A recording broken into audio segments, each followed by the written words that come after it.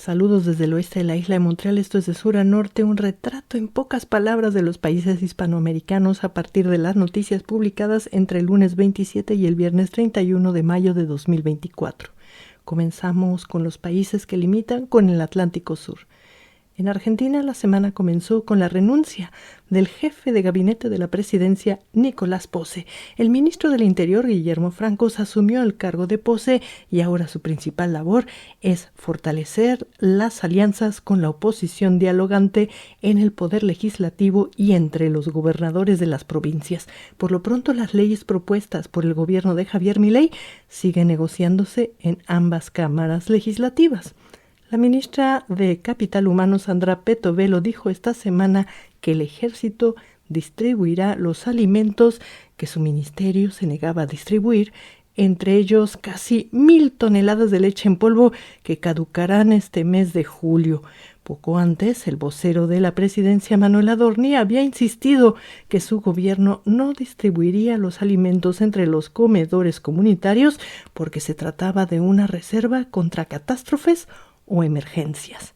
El miércoles, el gobierno declaró emergencia energética, cortó el gas en estaciones de servicio e interrumpió el servicio a diversas empresas para evitar cortes de energía eléctrica. Entre las causas se encuentra que en Argentina se adelantó el invierno austral y que un barco brasileño retrasó su descarga de combustible porque no aceptó que el gobierno argentino le pague a crédito. Por su parte, el presidente Javier Milei realizó su cuarto viaje a Estados Unidos para reunirse con empresarios del sector tecnológico y dar charlas. El viernes llegó a El Salvador y el sábado estará presente en la toma de mando de la cuestionada reelección de Nayib Bukele. En Uruguay, la Municipalidad de Montevideo creó una brigada policial para combatir los robos de coches. Las autoridades explicaron que en 2023 las mafias robaron más de 13,000 automóviles. En temas laborales, los sindicatos acusaron una estrategia de capitales extranjeros detrás de los cierres de plantas en Uruguay. Prensa Latina informó que en los últimos meses cerraron plantas de diversos productos usando como pretexto la falta de competitividad. Omar Paganini, el canciller de Uruguay, informó en la semana que su país agilizará los trámites de refugio dirigido a los venezolanos. La medida beneficiaría a unas 3,500 personas. Y por su parte, la vicepresidenta de Uruguay, Beatriz Argimón, dijo que su país puede seguir avanzando en la transformación energética. Recordó que desde 2010 Uruguay ha invertido más de 8,000 millones de dólares en el sector, logrando la descarbonización del 98% de su energía. Ahora subamos por los países mediterráneos. En Paraguay esta semana se reunieron los representantes del Mercosur para preparar la próxima cumbre que se celebrará en julio. Las narcomafias representan una amenaza a la estabilidad paraguaya, según varios medios paraguayos, indicó Prensa Latina. En un tema semejante, el fiscal general paraguayo, Emiliano Rolón, se quejó de que Colombia aún no envía información sobre el asesinato del fiscal antimafia Marcelo Pecci, ocurrido en una playa privada colombiana a manos de un tirador venezolano. Uno de los convictos por el crimen señala al expresidente paraguayo Horacio Cartes como el autor intelectual del magnicidio. Ante el aumento en los índices de criminalidad, asaltos bancarios y ataques a la policía, el presidente Santiago Peña envió a los militares para reforzar la seguridad en los departamentos del sur paraguayo, vecinos con Argentina. En Bolivia, el presidente Luis Arce defendió durante la semana la solidez de la economía de su gobierno y, aunque reconoció el problema de la falta de dólares, acusó a la oposición de impulsar un conflicto para sacarlo del poder. Por su parte, el ministro de Economía y Finanzas Públicas, Marcelo Montenegro, descartó cualquier crisis y destacó la política boliviana de subvenciones en combustibles y alimentos. Los medios también señalaron que las exportaciones de gas boliviano han descendido y que el país sigue apostando por actividades extractivas como el litio. La canciller de Bolivia, Celinda Sosa, pidió profundizar la defensa de derechos indígenas en una reunión con el Alto Comisionado para los Derechos Humanos en América del Sur. Señaló que los temas medioambientales afectan directamente a las comunidades indígenas y también indicó la necesidad de fortalecer a las mujeres empresarias indígenas. En un tema parecido, los representantes de la nación cara a cara ya se encuentran en Colombia para integrarse a la investigación y rescate del galeón español San José y reclamar parte del cargamento de metales preciosos que, según afirman, fueron extraídos de su comunidad en tiempos coloniales. Y mientras CNN le dedicó una nota a Bolivia como destino gastronómico, los medios bolivianos informaron que el presidente Luis Arce viajará pronto a Rusia en una fecha por definir. Recorramos ahora la costa del Pacífico. En Chile se notó un poco la confusión ante la llegada de una delegación de altos funcionarios de la Fiscalía venezolana, quienes se reunieron con representantes de la Fiscalía chilena para definir la colaboración entre ambos países a partir del asesinato del ex militar venezolano Ronald Ojeda ocurrido en Chile. El fiscal general de Chile, Ángel Valencia, no se reunió con los venezolanos por problemas de agenda. El fiscal ya había señalado que el motivo del asesinato del militar venezolano fue político. Camila Vallejo, portavoz de la presidencia, explicó que la estrategia es que las autoridades venezolanas colaboren para la captura y extradición de los autores del crimen de nacionalidad venezolana. La ministra del Interior de Chile, Carolina Toá, indicó que los representantes venezolanos no accedieron a información clasificada. Toá también informó que existen 28,000 migrantes en situación irregular y con orden de expulsión en Chile, en su mayoría venezolanos. En otros temas, el desempleo en Chile sigue cayendo y la actividad industrial muestra un repunte del 2% gracias al sector manufacturero. Finalmente, la empresa portuguesa EDP inauguró un parque eólico en Chile y además de generar 350 puestos de trabajo, generará energía para 95,000 viviendas, evitando la emisión de 140,000 toneladas de CO2 al año. En el Perú, los payasos salieron a las calles el sábado para exigir que se formalice el 25 de mayo como el Día del Payaso.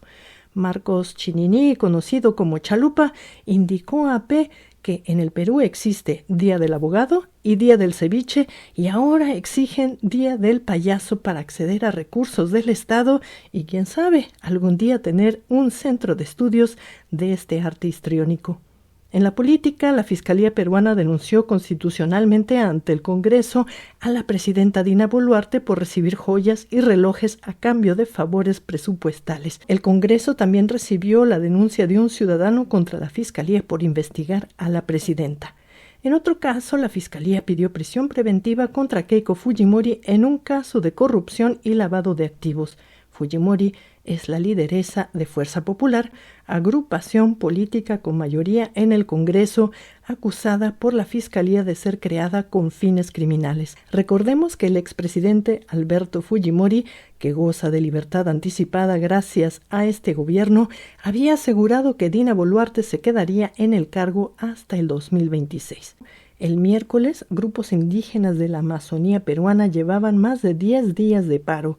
Exigen que el gobierno cumpla con oficializar los acuerdos tomados y convocar a sesiones de trabajo comunitario antes de iniciar la explotación de un lote de hidrocarburos en la región de Loreto. Y en la semana, en el barrio de Belén de la ciudad de Iquitos, inició el primer Festival de Cine Selvático Flotante. Se trata de 10 días de proyección de películas de cineastas de ciudades selváticas de Perú, Brasil, Tailandia, Taiwán, Panamá, entre otros países. Los organizadores recorrerán los ríos de la Amazonía peruana con su innovadora oferta visual. En Ecuador sigue la violencia. La semana comenzó con la noticia de 7 muertos en Manabí, en la zona costera ecuatoriana. En lo que va del año, este lugar declarado bajo estado de excepción registra 150 asesinatos.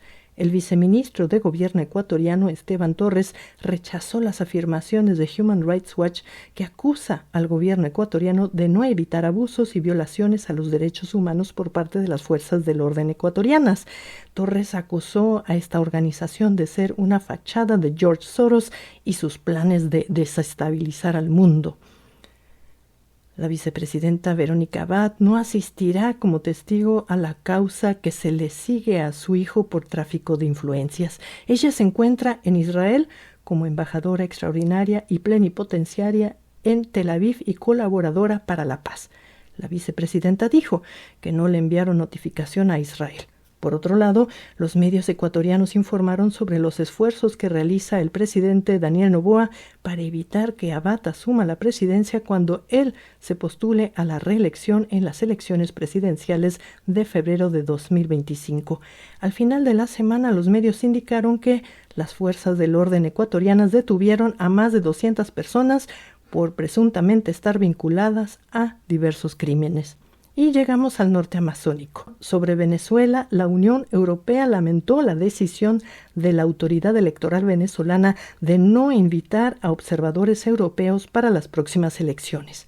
La Unión Europea recordó que el gobierno de Nicolás Maduro se había comprometido a contar con un grupo de observadores europeos. En la semana, el gobierno de Venezuela reiteró que no quiere la presencia de observadores europeos. Para Elvis Amoroso, presidente del Consejo Nacional Electoral, el bloque europeo es parcializado y agresivo. Por su parte, el presidente del Parlamento venezolano, Jorge Rodríguez, llamó a los observadores europeos groseros, bastardos, canallas, ilegales e ilegítimos, según información de El País.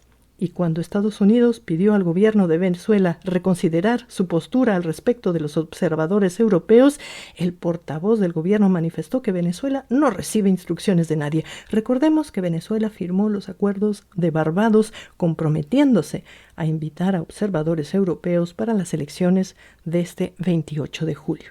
En Colombia, el viernes pasado, la Fiscalía acusó al expresidente Álvaro Uribe de fraude procesal, soborno en actuación penal y soborno. Uribe acusa por su parte que no le permiten defenderse y pidió recusar a Gilberto Villarreal, el fiscal que lo acusa. Dice que no es imparcial y pide que nombren a otro fiscal para su causa. En el proceso de paz, el gobierno colombiano y la dirigencia del ELN comenzaron a ponerse de acuerdo en territorio venezolano y el sábado se reunieron bajo título de El desarrollo del proceso de participación de la ciudad en la construcción de la paz.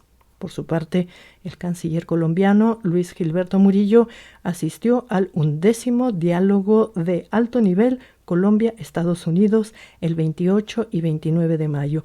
El diplomático afirmó que la relación entre los dos países es más fuerte que nunca, una relación a la cual definió como estratégica, robusta y especial.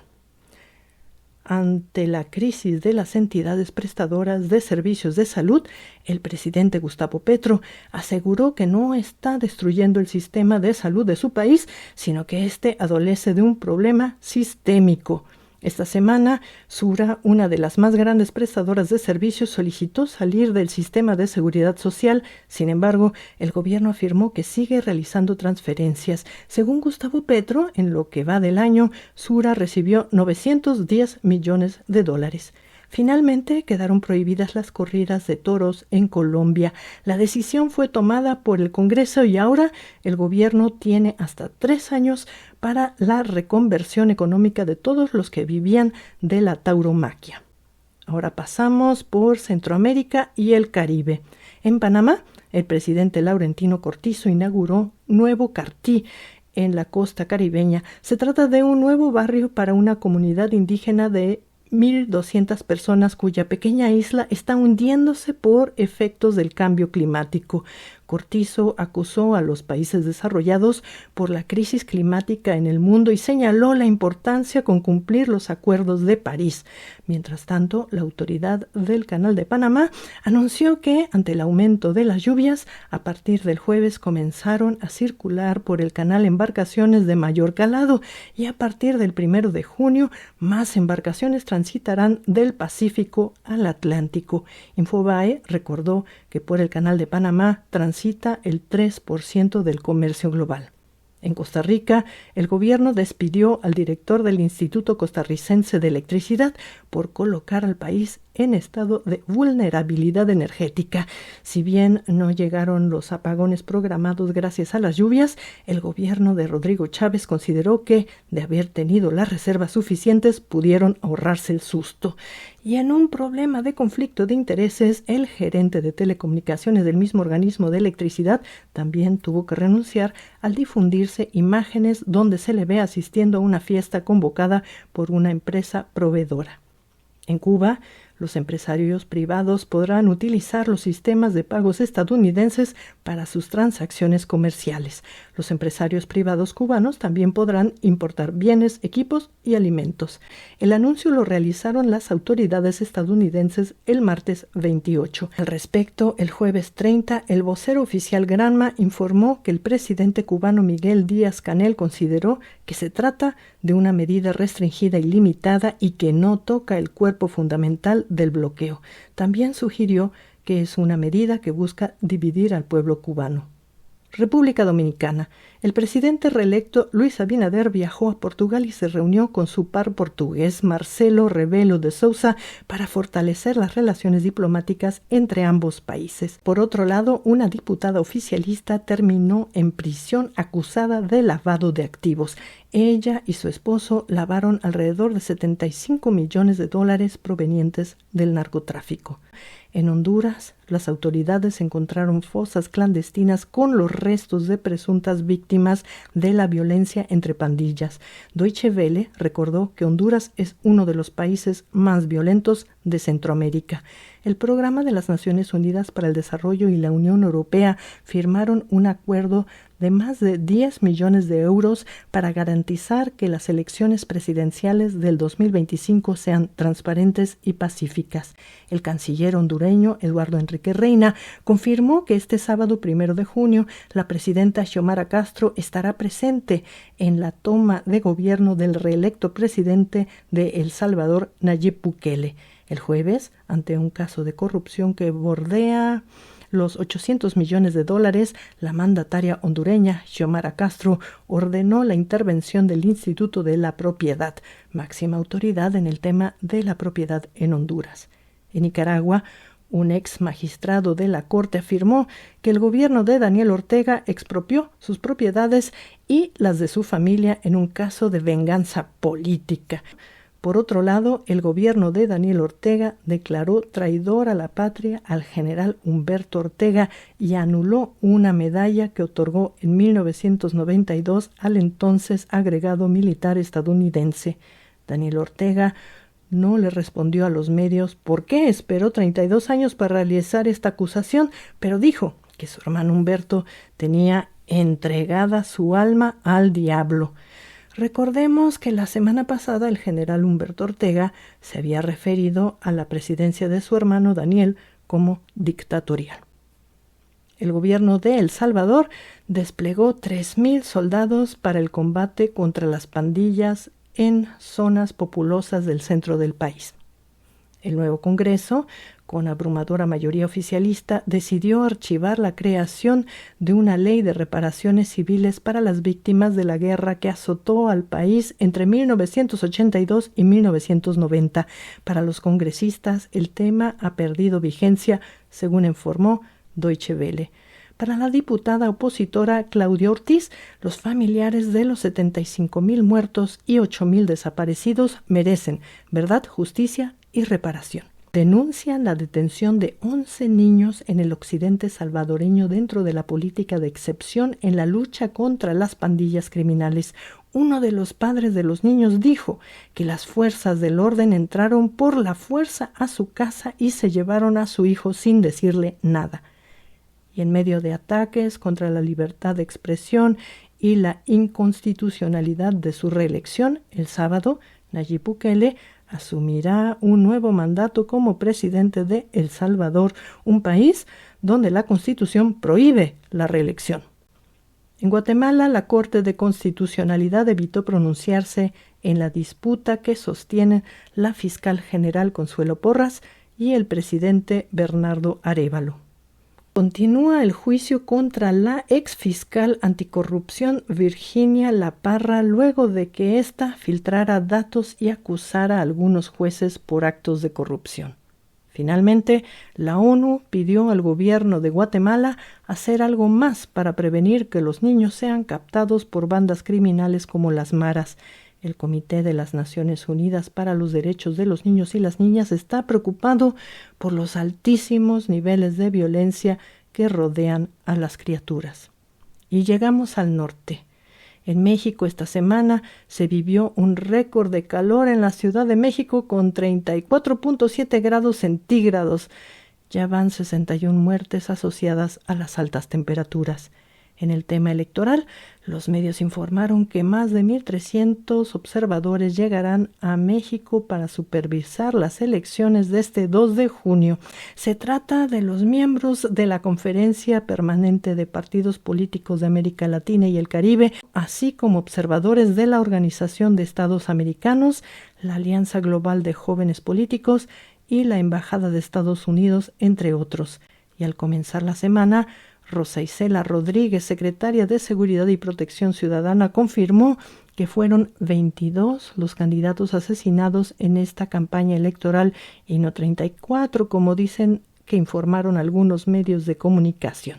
También explicó que otras 14 víctimas mortales eran precandidatos y aspirantes que no llegaron a inscribirse. Por su parte, el presidente Andrés Manuel López Obrador acusó a los medios de amarillistas, sensacionalistas y alarmistas por difundir la cifra de 34 asesinatos. El miércoles 28, los medios tuvieron que informar del asesinato de Ricardo Arizmendi, candidato suplente a la alcaldía de Cuautla, y del asesinato de 2 colaboradores del candidato a la alcaldía de Corzo en Chiapas. Ese mismo día también se supo que atacaron a balazos al candidato a la alcaldía de Hueypochtla en el Estado de México, entre otros actos violentos. Y el 29, en pleno cierre de su campaña electoral, asesinaron a un candidato a la alcaldía del municipio de Coyuca, en el estado de Guerrero. Los medios indican que existe una fuerte probabilidad de que este domingo los mexicanos elijan a la primera presidenta. Finalmente, la canciller mexicana Alicia Bárcena confirmó que México pidió que Suiza sea el mediador en el conflicto diplomático que mantiene con Ecuador. Por su parte, la canciller ecuatoriana Gabriela Sommerfeld dijo que su gobierno está dispuesto a dialogar y poner verdades sobre la mesa, como informó Deutsche Welle. En Canadá, el jueves 30, en el oeste de Montreal, representantes de organizaciones comunitarias, mesas de trabajo y entidades gubernamentales se reunieron en Dorval para celebrar el Foro de la Inmigración y la Diversidad Cultural. En dicho evento, los participantes de diferentes orígenes étnicos, entre ellos varios latinoamericanos, subrayaron las dificultades a las que se enfrentan las familias inmigrantes en Montreal, como el difícil acceso a viviendas, los largos tiempos de espera para acceder a un médico, las dificultades para encontrar un servicio de guardería y el alto costo de la vida, entre otros. Y finalizamos con el dato de la semana. Las lenguas indígenas más habladas en América Latina son el quechua, en sus versiones norteña y sureña, con casi 8 millones de usuarios en Argentina, Bolivia, Chile, Perú, Ecuador y Colombia. Le sigue el guaraní, hablado por más de 6 millones de personas en Brasil, Paraguay, Argentina y Bolivia. Y el tercer lugar lo ocupa el náhuatl, idioma utilizado por más de 1.700.000 personas en Honduras, México y Estados Unidos. Otra vertiente de este mismo idioma es el náhuatl, utilizado en El Salvador. Y con esto termina nuestro recorrido de sur a norte. Desde el norte del oeste de la isla al este de Canadá, les deseamos un buen fin de semana y hasta la próxima.